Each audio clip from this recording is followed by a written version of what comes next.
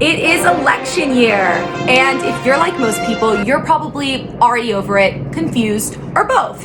A lot of you have been asking me to do an election explainer video, and I have to admit that even while I was researching it, I was like, what the f***?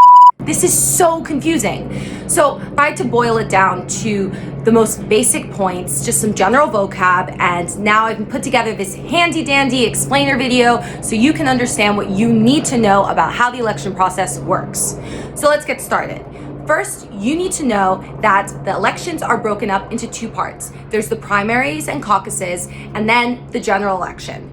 So what the f*** is a caucus? Don't feel bad, I really didn't know either. But basically, a caucus is just a meeting of party members to select candidates. So in the 6 states that still caucus, party members will get together in locations all across the state to participate in the nomination process. They're physically arranged in groups depending on their candidate preference, and then they try to convince others to come and join their group. So caucuses can get pretty rowdy. What about primaries? So primaries are also a process for selecting candidates, only they're done in a more traditional voting style way where voters go and cast their votes.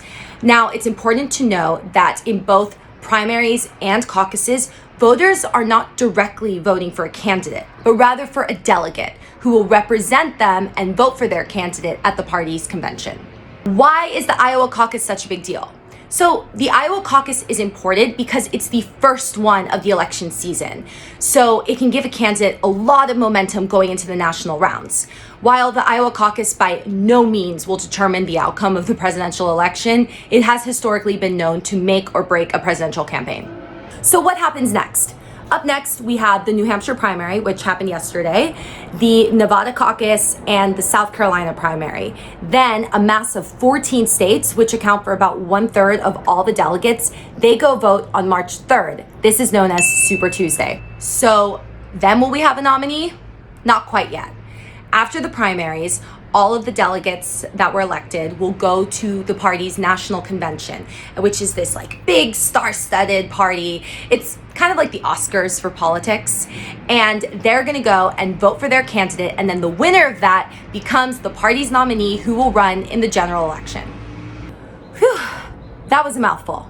But to sum it all up, delegates are chosen through caucuses when party members go and vote in person, and through primaries when they vote by ballot.